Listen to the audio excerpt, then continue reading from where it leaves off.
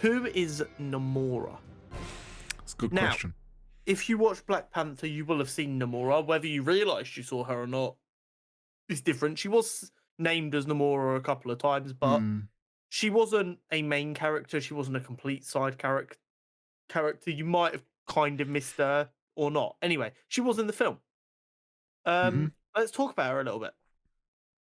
So Namora, aka Aquaria Nautica Neptuna, which is What just a a fucking name. phenomenal name. Yeah.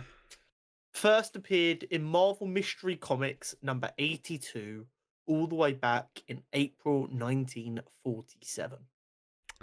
It's pretty old. Like her cousin, Namor, she is the result of an Atlantean man and a woman having a child. She was nicknamed Namora in honor of her cousin. Obviously, that's the comic reason. In reality, it's because she was the female version of Namor. So they wanted the names to be similar. While Namor wasn't initially fond of Namora as they were growing up, because he's a smug arsehole in the comics for a lot of the time. Yeah, and kids addicts. He grew closer to her throughout childhood after his hubris left him in danger, and she was the only one strong enough to save him on while they were exploring a sunken ship. After discovering her human heritage and her father's death, she spent some time on the surface to learn more about that side of her heritage. While on the surface, she would occasionally appear to help Namor on his adventures before she would go out on her own to have her own adventures. This is where it gets really interesting to me, though, and I'm going to see if you pick up on this. Shortly after she became a spy for America, to find communists within America. The comics was from the early 50s, so that's why that's the thing. Right. She did odd jobs until she then joined Ulysses Bloodstone's Monster Hunters. Is that a name you recognise, Mr. Zontal? That sounds like our little special we had recently. It does, doesn't it? It's crazy how these things line up. Within like, what would it have been? A month. It was beginning of October, beginning of November. Yeah, like literally a month. Interesting, isn't it? Then after an accident, she was frozen in ice for many years before Jimmy Woo and the Atlantis Foundation woke her from her slumber to join them.